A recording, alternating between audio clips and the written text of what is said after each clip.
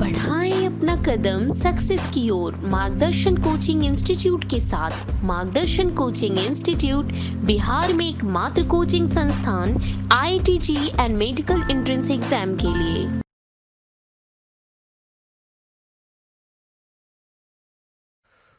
Good morning students. पिछले वाले class में हम लोग ऑलरेडी काम कर रहे थे एडिशन ऑफ वेक्टर्स पर, ठीक है। और ये भी बोल के गए थे पिछले वाले क्लास में कि दैट इज अगले वाले क्लास में कुछ सर्टेन एप्लीकेशन और कर लेंगे इस पर, है ना। चेक कर, एक क्वेश्चन लिख रहा हूं। लैंग्वेज वाला पार्ट शायद हम लोगों ने नहीं किया था, सिर्फ वैल्यू और डेटा पुटिंग वाला काम किया था, है ना। तो कुछ कुछ लैंग्वेज पे भी काम कर ले। लिखोगे a man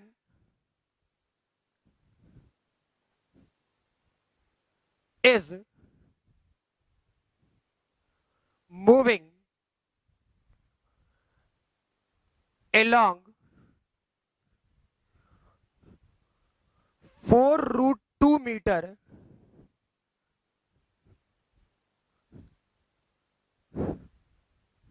southwest and then 5 meter east, ठीक है। then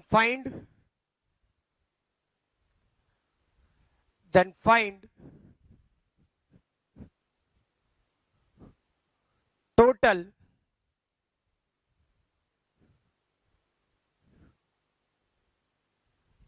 displacement and distance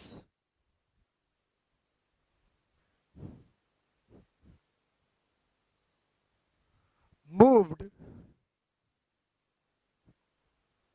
by the man, ठीक है। थोड़ा सोचो इसके बारे में कि मीनिंग समझ। ये वाला पोर्शन में नॉर्थ साउथ ईस्ट वेस्ट की कहानी में पहले बता रखा था, सही है ना। तो चेक करो इस टाइप के क्वेश्चन को कैसे सॉल्व करोगे। ये वाला पोर्शन हम लोग का नॉर्थ होता और यही वाला पार्ट वाई एक्सिस भी होता, सिखाए थे। ये वाला पार्ट साउथ होता, ये वाला पार्ट ईस्ट और ये वाला पार्ट वेस्ट होता, सही है। चेक करो पहले किधर मूव किया मैन, 4√2 मीटर, कौन सा डायरेक्शन, साउथ वेस्ट, ठीक। तो साउथ और वेस्ट इस तरफ, यानी इधर मूव किया, ठीक है। कौन सा, 4√2। अब देखो साउथ वेस्ट तो क्या बताए थे, पहले क्या लिखा है साउथ, बाद में क्या बताया गया है वेस्ट, ठीक।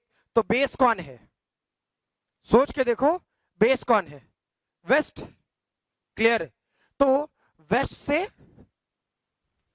वेस्ट को बेस लाइन बनाएंगे और साउथ की तरफ मूव करेंगे, क्लियर। तो ये एंगल कितना, चलो इसे नीचे लिख दे रहा हूं मैं। ये वाला पार्ट 4√2 और ये वाली एंगल 45 डिग्री, सही है। अच्छा, अब मैन ऑरिजिन से चलना शुरू किया, यहां पहुंच गया, ठीक है। इसके बाद क्या है, देन 5 मीटर ईस्ट, किधर गया, अब इस पॉइंट से गया 5 मीटर ईस्ट इधर, ठीक। तो ये डेटा क्या है, 5 मीटर, नॉर्मल सी बात। डिस्प्लेसमेंट वेक्टर क्या होता है, इनिशियल पॉइंट से फाइनल पॉइंट, सीधा। डिस्प्लेसमेंट वेक्टर क्या होगा, इनिशियल पॉइंट से फाइनल पॉइंट, कोई दिक्कत, ठीक है। तो चेक करो, इनिशियल पॉइंट ये है और ये फाइनल पॉइंट है, यहां से ऐसे, यही वाला पार्ट मेरा क्या हो जाएगा, डिस्प्लेसमेंट वेक्टर भी डी। चलो सबसे पहले क्या लिखें, सबसे पहले डिस्टेंस निकालते हैं। डिस्टेंस क्या, डिस्टेंस ऐसे लोग बाद में आपको इस टाइप के क्वेश्चन रेक्टिलिनियर मोशन में भी कराएंगे, यानी 1 डायमेंशनल मोशन में कराएंगे, ठीक है। लेकिन वहां जरूरत नहीं पड़ता, इसलिए ज्यादा दिमाग लगाने की जरूरत नहीं है। मैं यहीं पर सीधा सीधा रेक्टिलिनियर के कुछ क्वेश्चन साथ साथ भी इंड करता जा रहा है। चेक करो डिस्टेंस क्या बोला जाता है, टोटल पाथ ट्रेवर्स्ड या ट्रेवल्ड, टोटल पाथ ट्रेवर्स्ड या फिर travelled by the particle. Clear है ये? ठीक, तो टोटल पाथ क्या चला, पहले 4√2 मीटर, 4√2 और +5 जोड़ के जो आ जाए वही आपका डिस्टेंस होगा मेरे भाई, सही है ना? अच्छा, डिस्प्लेसमेंट, डिस्प्लेसमेंट के लिए क्या करेंगे, डिस्प्लेसमेंट हमेशा वेक्टर फॉर्मेट में लिखेंगे। ठीक, तो कैसे समझो, ये 4√2 है, इसका इधर का कंपोनेंट तोड़ना सिखाए थे ना, क्या हो जाएगा 4√2 cos 45 डिग्री। ठीक, cos 45 डिग्री की वैल्यू √1/√2, यानी इसे सॉल्व करोगे तो ये डेटा बचेगा 4। वैसे ही इसका इधर का कंपोनेंट इधर और इधर का कंपोनेंट इस तरफ। ठीक, इसकी वैल्यू क्या होगा 4√2 sin 45 डिग्री, sin 45 डिग्री की वैल्यू भी क्या 1/√2, यानी ये डेटा क्या 4। अब सोचो डिस्प्लेसमेंट वेक्टर, जितने सारे वेक्टर है सबको जोड़ दो, डी वेक्टर। चेक कर, इस वेक्टर का एक्स एक्सिस के लॉन्ग मैग्नीट्यूड कितना आया 4, ये ईस्ट वाला डायरेक्शन कौन सा है, एक्स एक्सिस था। क्लियर ना? तो 4 किस डायरेक्शन में, नेगेटिव एक्स एक्सिस के डायरेक्शन में, क्या लिखेंगे -4i कैप। अच्छा, फिर ये वाई एक्सिस में कितना 4, नीचे की तरफ यानी -4j कैप।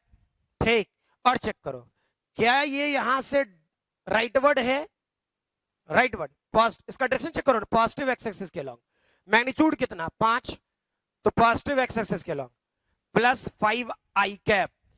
अब i वाले को i के साथ जोड़ दो और j वाले को j के साथ। ठीक, तो -4 + 5 that is i cap -4j cap. कोई दिक्कत है? तो डिस्प्लेसमेंट वेक्टर ये हो जाएगा, और डिस्प्लेसमेंट वेक्टर का मैग्नीट्यूड क्या लिखेंगे हम लोग, यहां चेक करो 1² प्लस -4 का स्क्वायर, यानी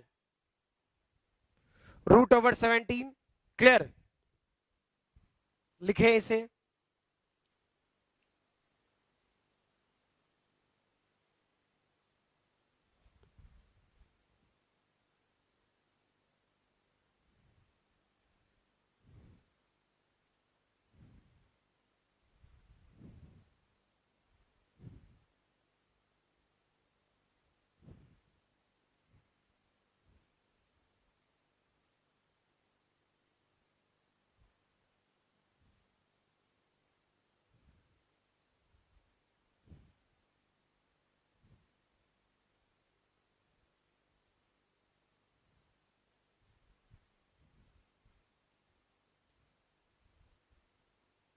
हो गया? चलो भाई, ऐसा ही एक क्वेश्चन और कर लें।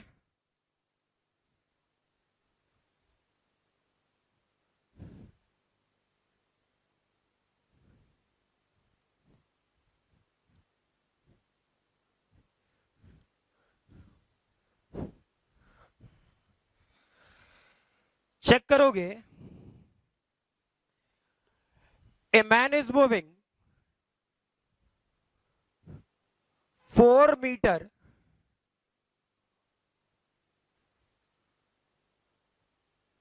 towards east and then he makes perpendicular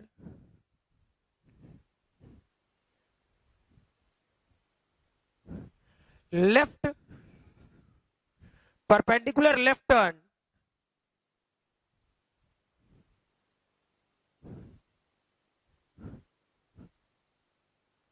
runs 8 kilometre या 8 मीटर, वहां किलोमीटर और मीटर है, metre, and finally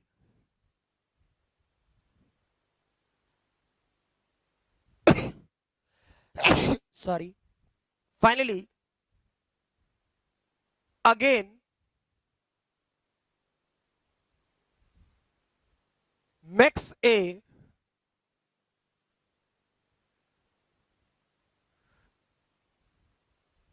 perpendicular right turn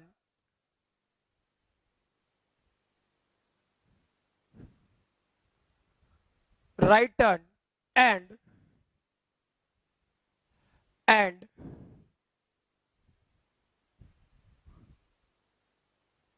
moves 2 meter. Then find similar question. कोई बहुत ज्यादा तामझाम नहीं, बस लैंग्वेज पकड़ना है.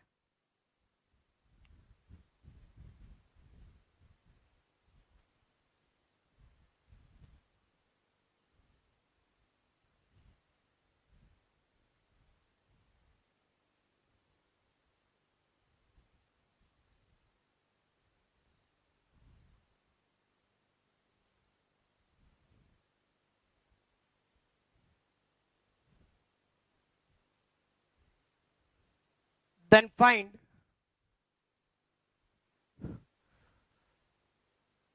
total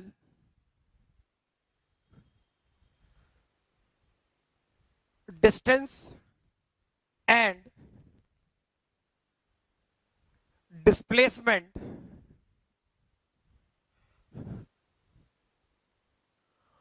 moved by the man.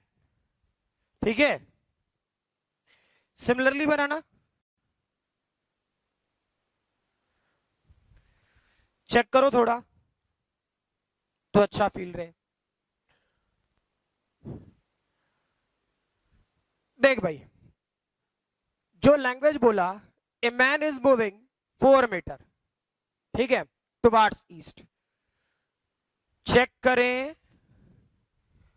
फिर से, यही तय ये वाई एक्सिस वाला पार्ट था और नॉर्थ इसी डायरेक्शन में, साउथ इस डायरेक्शन में,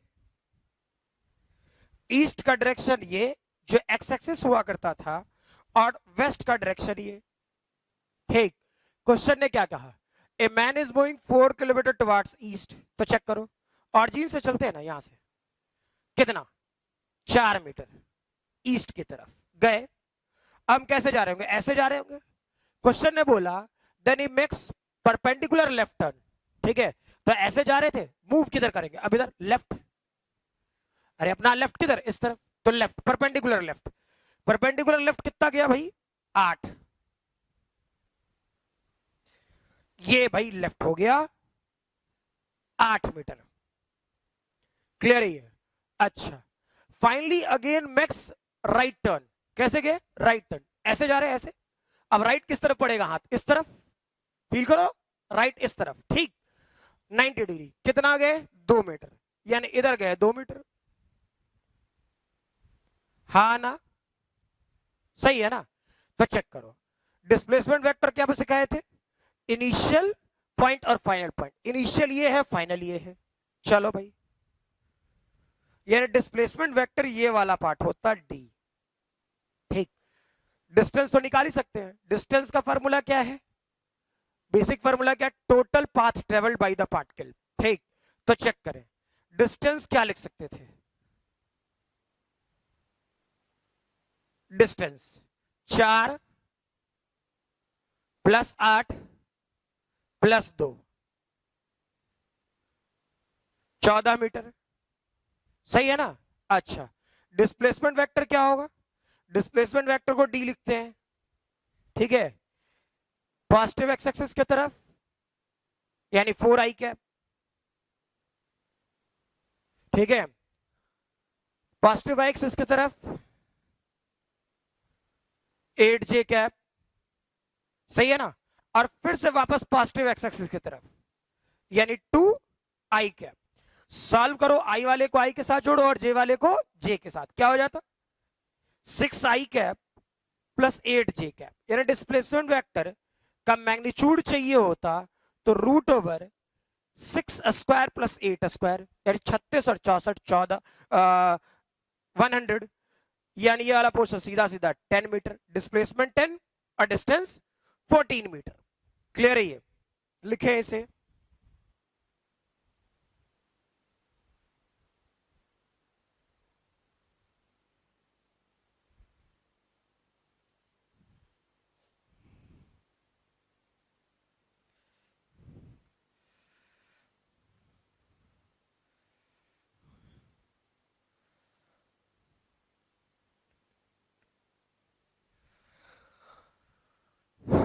चलो भाई, वीडियो पॉज करके लिख लिए होगे, या लिख लो वीडियो पॉज करके।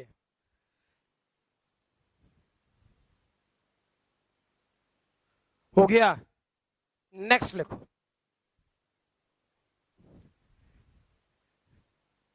ये तो हो गया लैंग्वेज बेस्ड, छोटा छोटा क्वेश्चन, बिल्कुल छोटा छोटा, ठीक है।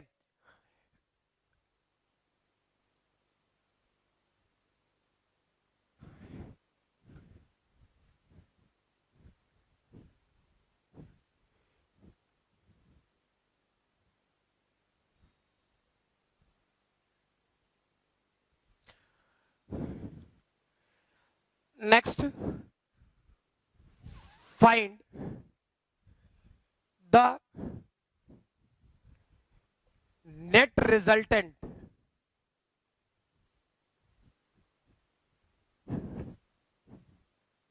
फाइंड द नेट रिजल्टेंट, सीधा, ठीक। एक ग्राफ दे रहा हूं और बनाना ही इसे।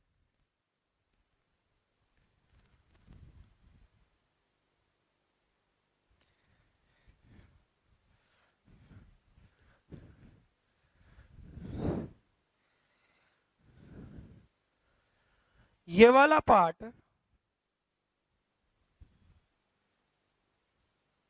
y एक्सेस, ये वाला पार्ट x एक्सेस। मान लीजिए ये एक वेक्टर जो 5 मीटर और एंगल 37 डिग्री, ठीक है। फर्दर ये वाला पार्ट 3 मीटर और ये परपेंडिकुलर 2 मीटर, ठीक। तो आपसे ये पूछा जाए नेट रिजल्टेंट क्या होगा, ठीक है। चेक करो, शायद बन जाना चाहिए, अभी बताया। जो वेक्टर x और y एक्सिस के अलोंग नहीं है, जो भी वेक्टर x और y एक्सिस के अलोंग नहीं है, उसका component x and y axis के अलोंग तोड़ें। क्या जो बोले क्लियर है? जो भी वेक्टर x और y एक्सिस के अलोंग नहीं है, उसका कंपोनेंट x और y एक्सिस के अलोंग तोड़ें। रेस्ट i वाले को i के साथ जोड़ो, j वाले को j के साथ जोड़ो, k वाले को k के साथ जोड़ो। अभी हम 2 डायमेंशनल वेक्टर पे हैं, इसलिए 2 डायमेंशन की बात कर रहे हैं। तो चेक करें क्या होता। ये वाला पार्ट इस तरफ, क्या इसे 5 cos 37 डिग्री, हाँ या ना? अब 5 cos 37 डिग्री यानी 4/5, यानी डेटा 4, इस तरफ 5 sin 37 डिग्री यानी 5, 3/5, यानी इधर का डेटा 3 होता ना, ठीक है।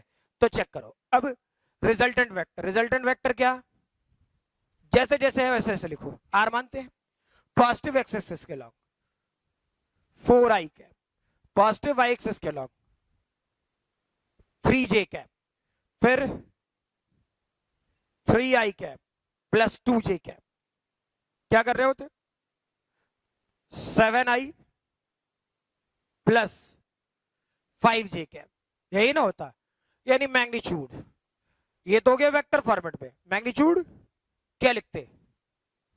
7 स्क्वायर प्लस 5 स्क्वायर। सॉल्व कर लिया यार, कौन सी बड़ी बात है, सही है ना? जोड़ घटाओ तो कर ही सकता है। अब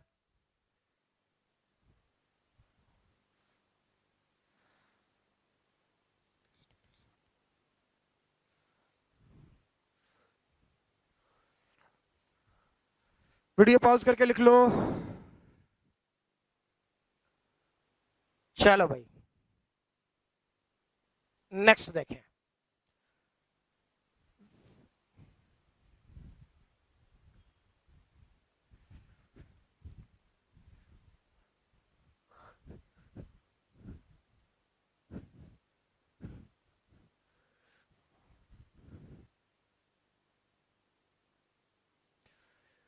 find the magnitude of vector OA plus vector OB minus vector OC। ऐसा लिख दिया तो समझ लेना मैग्नीट्यूड ऑफ, फाइंड द, सही है ना। ये लिख भी सकते हो तुम लोग पूरा का पूरा statement, find the magnitude of this, ठीक है। तो लिखने का तरीका है, कोई बहुत बड़ा इशू नहीं है। चेक करें क्या था, ये वाला पार्ट y एक्सिस, ये वाला पार्ट x एक्सिस, ठीक है। मान ले यहां ऑरिजिन तो ये O, चलो भाई अपने मन से कुछ कुछ भर दे, OA वेक्टर, ठीक है। ये वाला पार्ट 10 मैग्नीट्यूड के तौर पे, यहां एंगल 30 डिग्री OB। चलो इस बार B इस तरफ लगा देता हूं, मर्जी अपनी, ज्यादा कष्ट देने का मूड में नहीं है तो चलो ये भी 10 ही देते हैं, मैग्नीट्यूड 10। ये वाली एंगल 60 डिग्री, मर्जी अपनी, ठीक है। वैसे ही मान लो वेक्टर OC दे दूं, ठीक। अब सब जगह कष्ट नहीं दिया तो एक जगह तो कष्ट देने का मास्टर का हक बनता है, थोड़ा सा 45 डिग्री, ठीक। चेक करो, इसका कंपोनेंट इस तरफ, इसका कंपोनेंट इस तरफ, क्या लिखता, 10 cos 30 डिग्री, cos 30 डिग्री की वैल्यू √3/2, तो ये वाला पोर्शन 5√3। अच्छा, इसका कंपोनेंट इस तरफ, क्या सिखाए थे, 10 sin 30 डिग्री यानी वैल्यू 5, ठीक। इसका कंपोनेंट इस तरफ 10 cos 60 डिग्री, cos 60 डिग्री की वैल्यू 1/2, डिवाइड करोगे 5। इसका कंपोनेंट इस तरफ 10 sin 60 डिग्री, sin 60 डिग्री की वैल्यू √3/2 यानी 5√3। इसका कंपोनेंट इस तरफ 10 cos 45 डिग्री, cos 45 डिग्री की वैल्यू 1/√2 यानी 5√2, और इसका कंपोनेंट इस तरफ एक और कंपोनेंट, क्या हो जाता, 10 sin 45 डिग्री यानी ये वाली वैल्यू भी 5√2, ऐसा होता ना। अब जैसा जैसा क्वेश्चन ने कहा वैसा वैसा लिख, ठीक है। और कंफ्यूज मत होना, बस इस चीज का ध्यान रखना, फिगर तो जैसे जैसे आगे बढ़ते जाएंगे कॉम्प्लिकेटेड होता जाएगा, इसमें कोई इफ बट नहीं करनी है, ठीक है। मतलब जैसे जैसे हम आगे बढ़ते जाएंगे चीजें तो कॉम्प्लिकेटेड होनी है, ठीक है। कुछ कुछ लेवल में तो आएंगे ना। अब चेक करो जो लिखा गया, क्या, OA vector plus OB vector minus OC vector. अब जैसे जैसे लिखा गया वो सोचो, OA वेक्टर कौन सा था, ये OA वेक्टर का मैग्नीट्यूड 10 cos 53 डिग्री किस तरफ, सॉरी 30 डिग्री किस तरफ, x एक्सिस के लॉन्ग, लिख 5√3 i कैप। इसका कॉम्पोनेंट इस तरफ कितना, 5 j कैप, ये OA वेक्टर था। OB वेक्टर चेक करो, OB वेक्टर का x एक्सिस कॉम्पोनेंट 5 यानी 5i कैप, और इसका y एक्सिस का कंपोनेंट नीचे की तरफ है तो -5√3 j कैप, ठीक है। अब सोचो OC वेक्टर माइनस तो है ही, OC का x एक्सिस के लॉन्ग कंपोनेंट -5√2 i कैप, और y एक्सिस का कंपोनेंट -5√2 j कैप, ठीक है। क्लियर। तो अब सोचो क्या सिखाए थे, सिखाए क्या थे, i वाले को i के साथ, j वाले को j के साथ, k वाले को k के साथ, k है नहीं तो i और j वाले को साथ साथ कर लेते हैं। तो ये डेटा क्या, 5√3 +5 +5√2 आई कैप, सही है। अब सोचो, +5 -5√3 और माइनस माइनस प्लस, ये पूरा पार्ट जे कैप। हमको क्या चाहिए, इसका मैग्नीट्यूड, क्वेश्चन ने जो बोला है वो, यानी OA vector plus OB vector minus OC vector का मैग्नीट्यूड, सही है ना। ठीक है, तो फील करो क्या लिखता, इसका स्क्वायर, मैं नीचे लिख दे रहा हूं, √ओवर, ठीक है। क्या लिखता, 5√3 +5 +5√2 का होल स्क्वायर +5 -5√3 +5√2 का होल स्क्वायर, ठीक है। जोड़ घटाव करने आता है आप लोग को, आई थिंक सो, गड़बड़ नहीं होना चाहिए, क्लियर ना। ठीक है, लिखे इसे,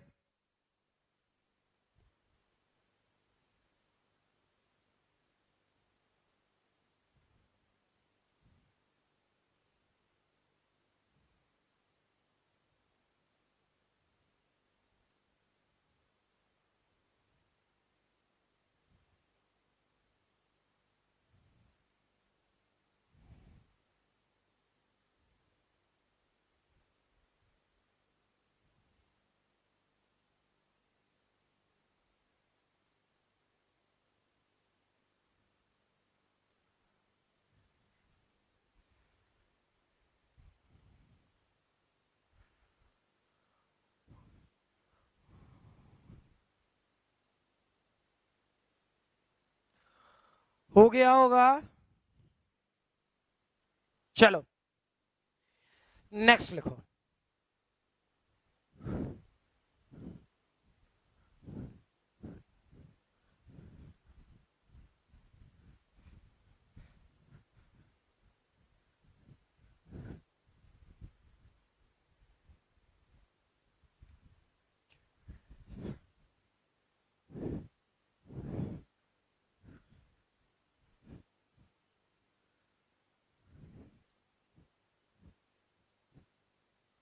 ए पार्टिकल, या ऐसा नहीं, पार्टिकल सही नहीं लगता है, a body,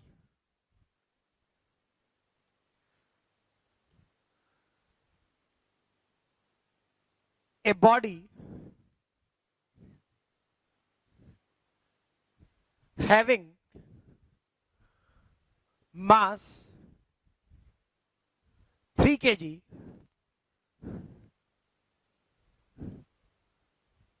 subjected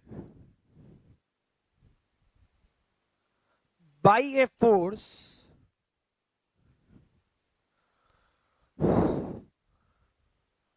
4i cap plus 8j cap plus 10k cap,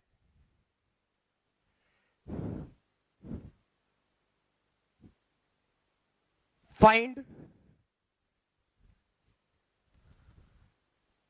the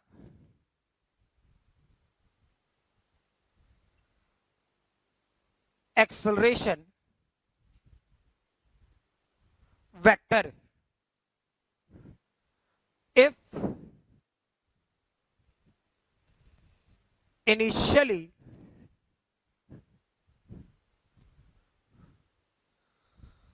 body starts from rest, then find the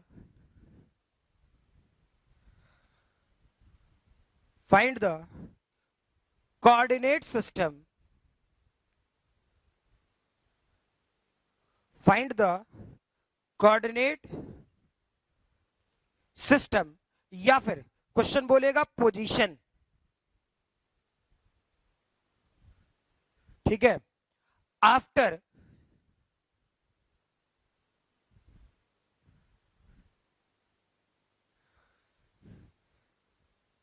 three second,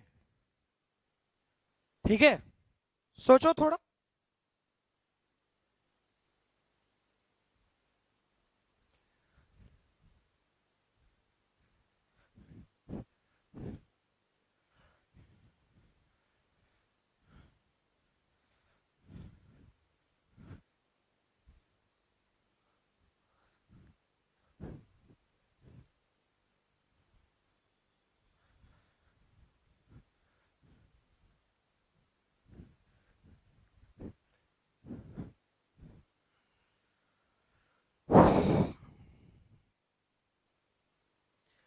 check करो क्या लिखता, फोर्स वेक्टर गिवन है ना, ठीक, तो फोर्स जो गिवन है वो लिखो, गिवन है 4i cap plus 8j cap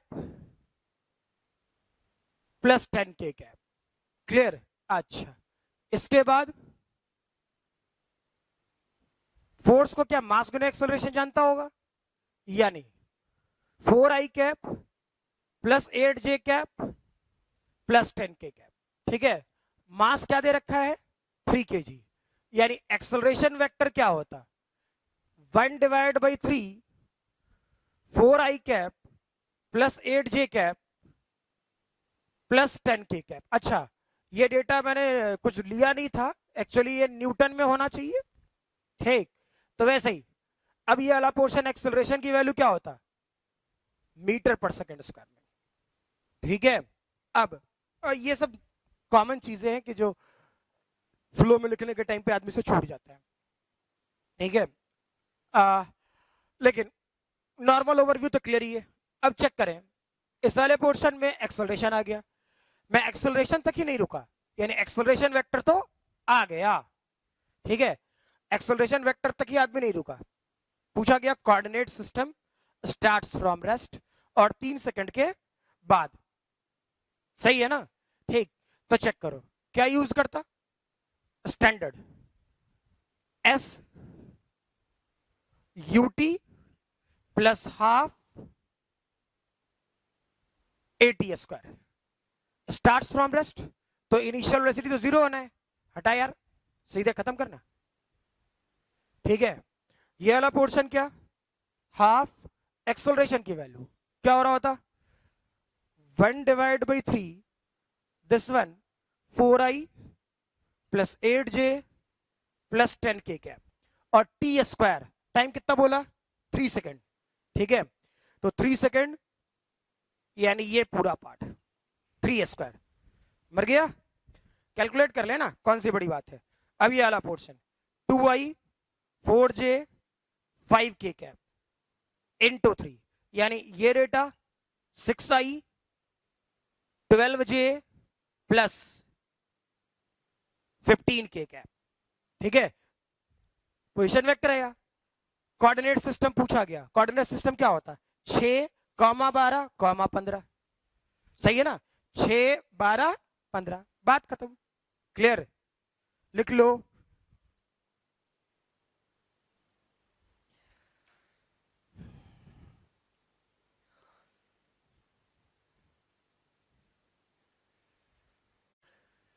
चलो भाई लिख लिया होगा, next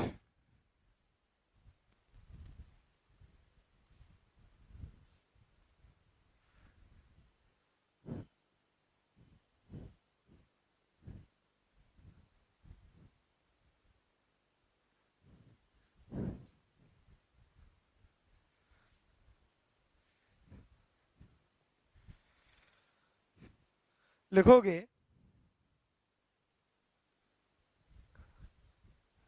a body is moving uniformly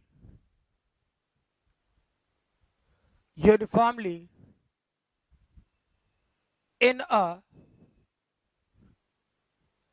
circular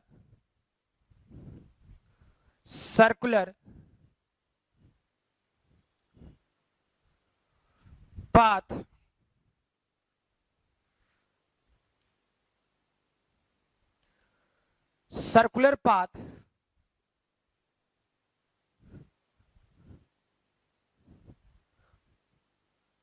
with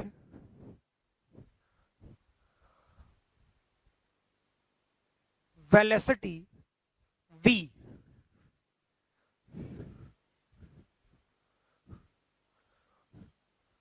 Find the change in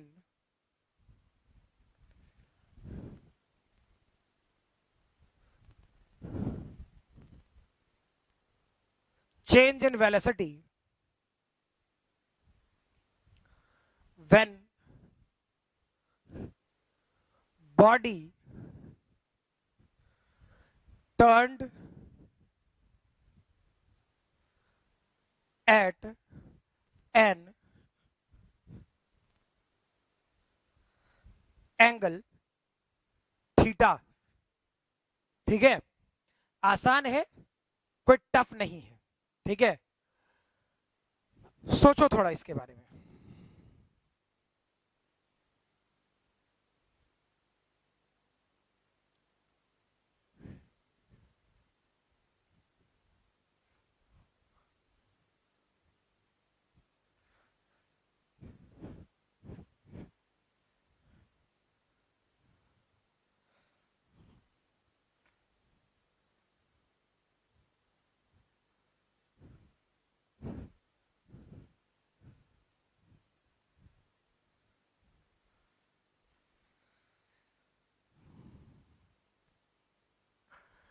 क्या कर रहे हैं?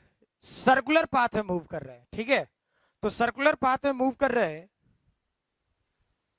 यानी ये सर्कुलर ट्रेजेक्टरी सोचे।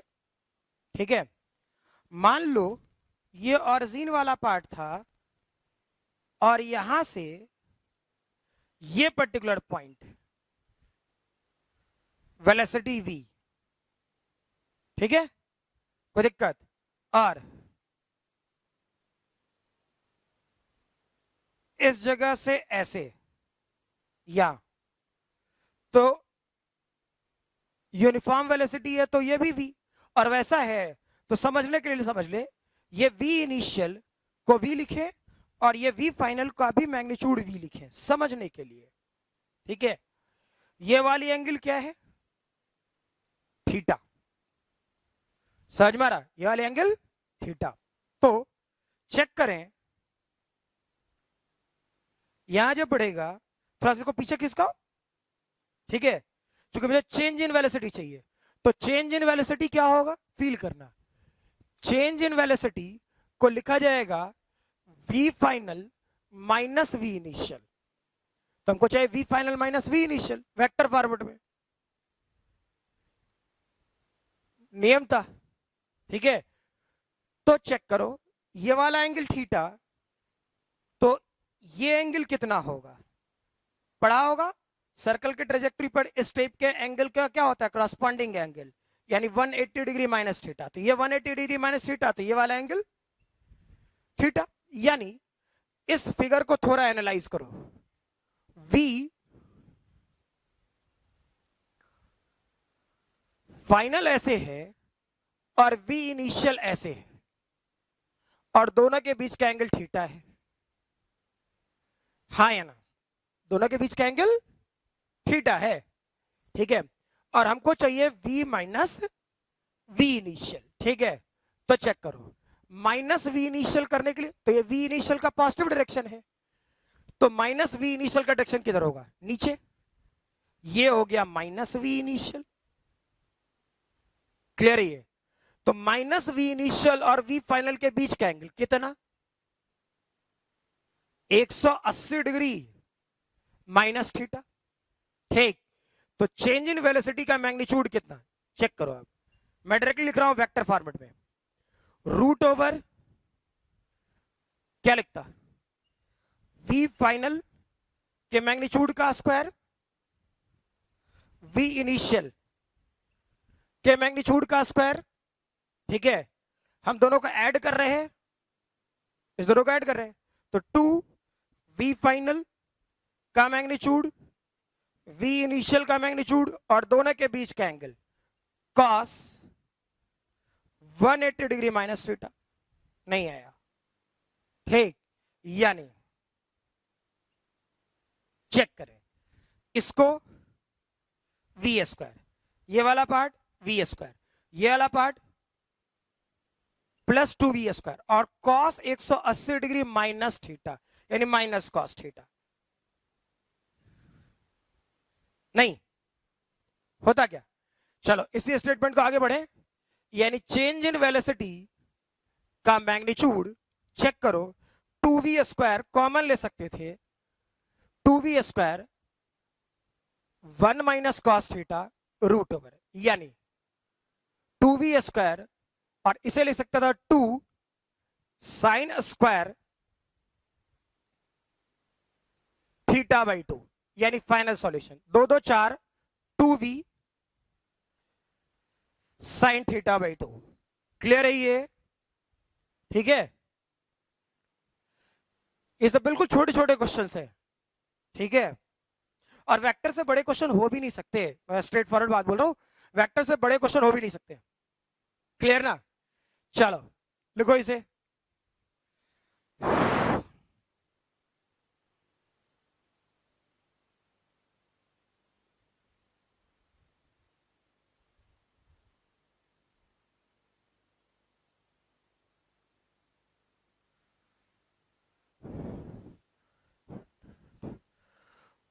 हो गया।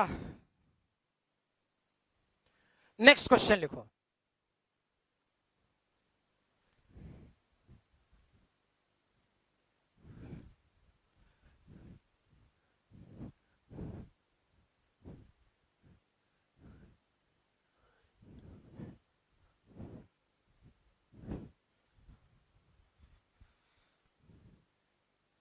लिखोगे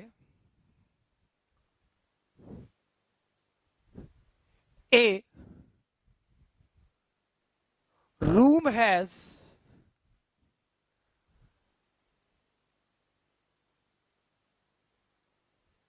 dimension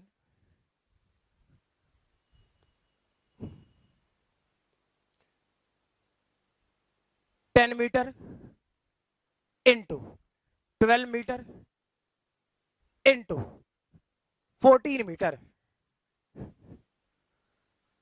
first stop, A fly starts flying from one corner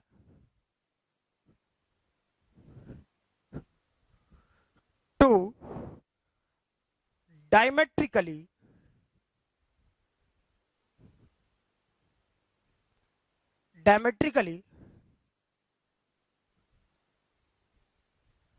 upward cornered, find the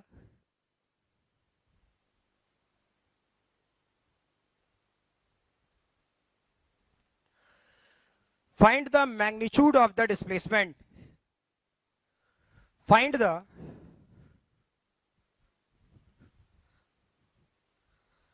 magnitude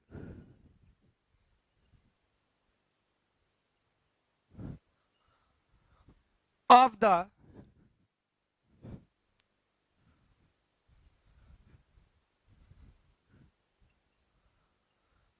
the displacement।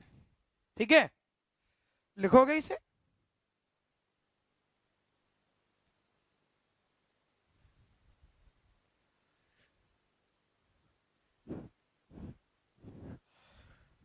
याद करो 3 डायमेंशनल वेक्टर बिल्कुल बता रखा हूं,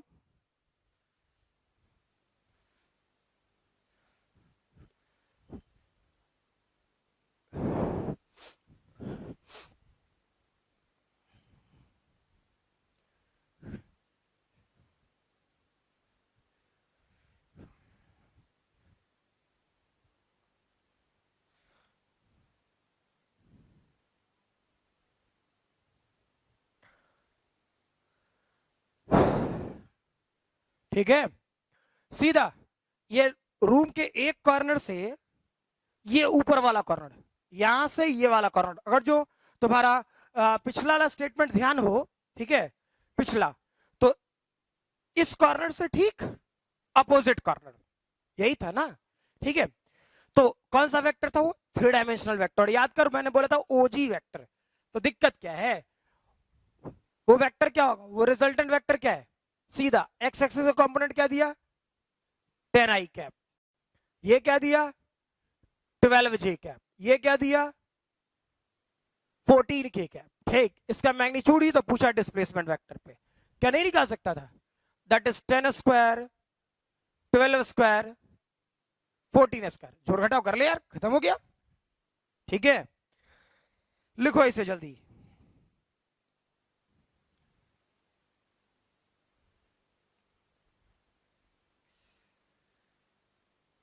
ठीक है।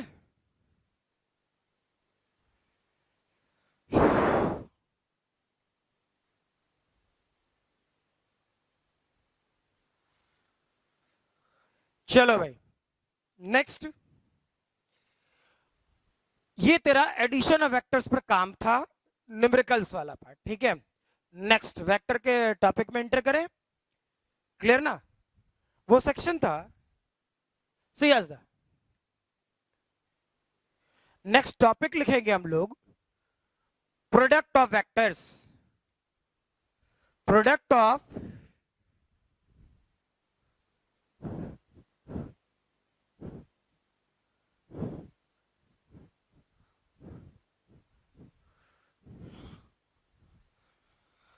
प्रोडक्ट ऑफ वेक्टर्स,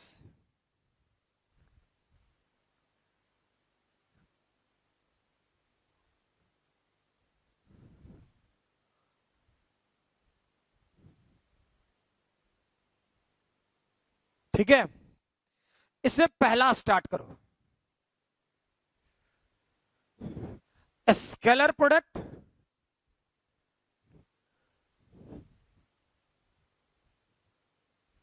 और dot product,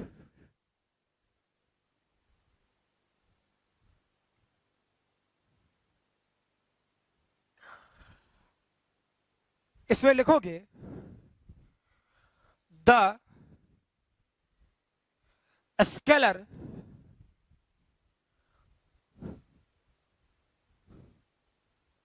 product of two vectors, vector A and vector B is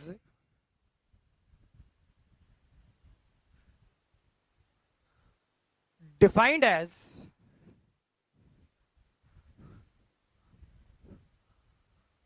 product of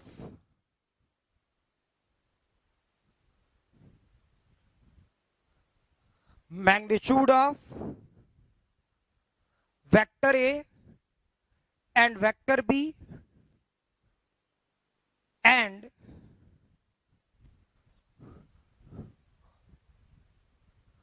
cosine angle between them, clear है, ठीक है। यानी vector A dot vector B का मतलब क्या है, क्या पढ़ना है, magnitude of vector A, magnitude of vector B और दोनों के बीच का एंगल कॉस थीटा। यानी कहने का मतलब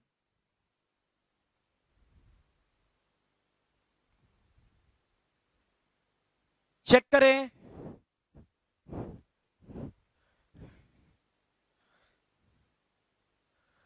ये वाला पार्ट वेक्टर ए, ये वाला पार्ट वेक्टर बी, दोनों के बीच का एंगल थीटा, ठीक है। समझ में आ रहा बात कि इसका वैल्यू ये होगा, इसे प्रूफ के तौर पे बता सकते हैं, क्यों होगा नहीं होगा लेकिन थोड़े देर बाद जैसे जैसे हम लोग आगे बढ़े ना, ठीक है, वैसे वैसे चीजों को क्लैरिफाई करें। ऐसा तो फिर वो हवा में बातें चलती रहेगी, ठीक है। ये कहानी है, डिफिनीशन है, लिखाने को लोग लिखाते हैं, चलो मैंने भी लिखा दिया, है ना, लेकिन इसका मीनिंग क्या है, फील क्या है, वो समझे, ठीक है। पहले लिख लो सही इत्मीनान से, उसके बाद समझाऊं।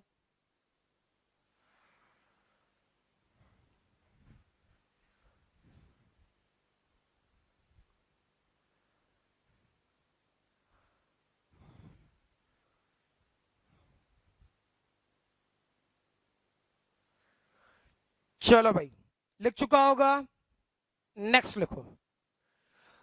ज्योमेट्रिकल मीनिंग ऑफ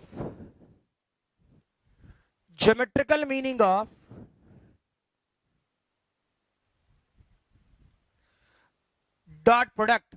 इससे तुम्हें समझ में आएगा कि कॉस थीटा ही क्यों, ठीक है। इस वाले पार्ट से आपको क्लियर होगी बात, और आज वाले क्लास में यही आपका लास्ट टॉपिक होगा, ठीक है। रेस्ट इसके प्रॉपर्टीज की बात हम लोग अगले क्लास में करेंगे। चेक करो, मैंने बोला ज्योमेट्रिकल मीनिंग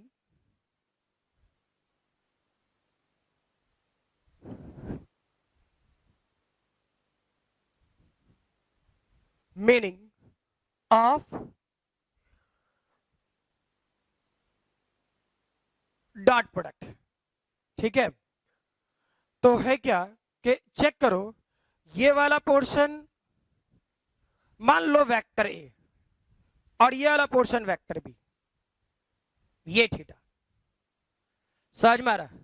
इसे आगे चल करके बोलोगे, जो लैंग्वेज, जो क्वेश्चन पूछा जाता है, projection of vector A along vector B, अभी कुछ समझ में नहीं आया होगा, जो मैंने बोल दिया फट से वो समझ में नहीं आया होगा। Projection of vector A along vector B, ठीक है। फील करते हैं, कभी तुम लोग वो स्ट्रीट लैंप के नीचे से गुजरे हो रात के टाइम पे, स्ट्रीट लैंप के नीचे से, नहीं आया, बड़ी बात समझ में। जैसे मान लो कि तुम स्ट्रीट लैंप से थोड़ा दूर रहते होगे तो तुम्हारी परछाई लंबी बनती होगी, हाँ या ना। स्ट्रीट लैंप से थोड़ा दूर रहोगे, ठीक है, तो तुम्हारा परछाई लंबा बनेगा। तुम जैसे जैसे स्ट्रीट लैंप के नजदीक जाते जाओगे, ठीक है, तुम्हारा परछाई ग्राउंड पे छोटा बनता जाएगा, हाँ या ना, ठीक है।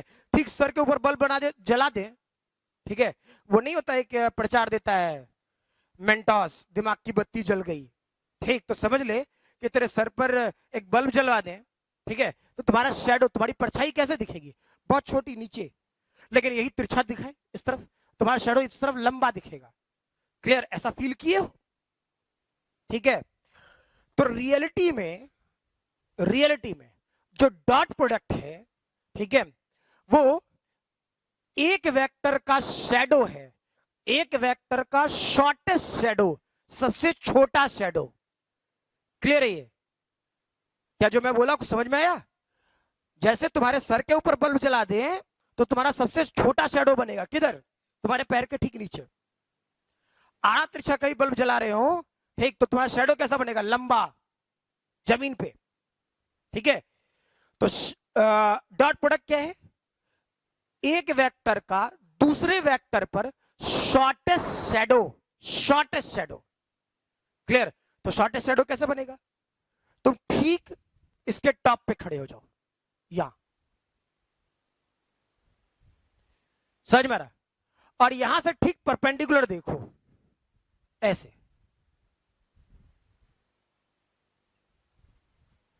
तो यहां से यहां तक का लेंथ क्या हो जाएगा, चेक करो तो, ये ए था, ये देखोगे, इसे क्या ले सकते हो, ए कॉस थीटा, समझ में आ रहा, क्लियर ही है। इस वाले पोर्शन क्या लिखोगे, ए कॉस थीटा, कोई दिक्कत, यानी चेक करो, इस वाले पोर्शन में ए डॉट बी क्या हो जाएगा, A cos theta into B. Clear, ये पहले बोल दे रहा हूं, हो सकता है बहुत सारे लोग इसमें पता नहीं क्या लिख दिया, अरे कुछ नहीं है, ये वेक्टर ए था, ये वाला पोर्शन थीटा, तो इसका इधर का कंपोनेंट ए कॉस थीटा और इधर का ए साइन थीटा, तो ए साइन थीटा वाला कंपोनेंट नहीं लेना है शैडो में, ठीक, वही बात है। अब ये सोच रहे हो, ये भी एक बात फील करने वाली बात है, जैसे मान लो ये वाला पार्ट है, ऐसे कुछ, क्लियर।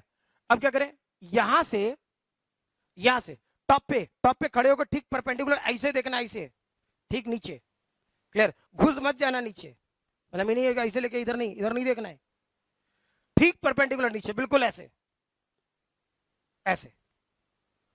समझ में आ रहा? इधर नहीं घुसना है, ऐसे नहीं देखना तिरछा, मैं यू देखने लगे तिरछा, लंबा दिख जाएगा शैडो, ठीक है। अंदर घुस जाएगा तो भी शैडो लंबा दिख जाएगा, फील आया बात? ठीक है, ठीक परपेंडिकुलर नीचे देखना है तो शैडो की बात करेंगे। समझ में आई बात? ठीक है, तो ये हो गया तेरा, बाद में लिखाएंगे किसका क्या मीनिंग है बाद में। और एक चीज क्या हो सकता है, ये तो हुआ ए वेक्टर का बी के लॉन्ग शैडो, ए वेक्टर का बी के लॉन्ग शैडो। मान लीजिए ऐसा हो जाता, ये वाला पोर्शन, अच्छा जो लिखे वही लिखते हैं ना, ये वेक्टर बी, ये वेक्टर ए, क्लियर है। अब यहां पे तुम खड़े हो जाओ, यहां पे खड़े होके, और तिरछा ये ठीक परपेंडिकुलर ऐसे देखो ऊपर, यानी उल्टा लटक जा। मैंने पहले बोला था ना कि जो कुछ इमेजिनेशन है वो आपकी है, आप कितना अच्छे से इमेजिन कर सकते हो, ठीक है। तो यहां से देखते हैं, यू ऐसे तिरछा परपेंडिकुलर, ऐसे परपेंडिकुलर डाल, ऐसा होगा मेरे भाई। ये वाले एंगल कितना, थीटा, ठीक है। तो इसका कंपोनेंट इस तरफ, इसका कंपोनेंट इस तरफ, क्या हो जाता, यहां से यहां तक का लेंथ बी कॉस थीटा, ठीक। तो इस बार ए डॉट बी लिखते तो क्या होता, ए एज इट इज, कैलकुलेट करने पर कोई चेंज नहीं आना चाहिए, स्केलर है, ठीक है। तो स्केलर प्रोडक्ट में किसी ढंग का कोई चेंज नहीं आता है, क्लियर है ये? समझ में आ रही बात? और ये याद रखना, हमेशा बोल रहा हूं, परपेंडिकुलर देखना है, इधर उधर दाएं बाएं नहीं, इधर उधर दाएं बाएं देखोगे शैडो लंबा खिंच जाएगा, क्लियर है ये? तो वो काम नहीं करना है, समझ में आई बात ना? इसे लिख ले इत्मीनान से, है ना। और आज वाले क्लास में यही तक रहने देते हैं, ठीक। नेक्स्ट अगले क्लास, ठीक है, मैं properties of scalar product most probably अगले क्लास में आपका, अगले या फिर उसके अगले क्लास जो भी है, ठीक है, उस वाले पार्ट में आपका वेक्टर एंड हो जाना चाहिए, ठीक है। मोस्ट प्रोबेबली 2 लेक्चर्स और मेरी तरफ से, ठीक है। तो उससे पहले भी हो सकता है, देखेंगे, लेकिन आज वाले क्लास में यहीं तक, ठीक है।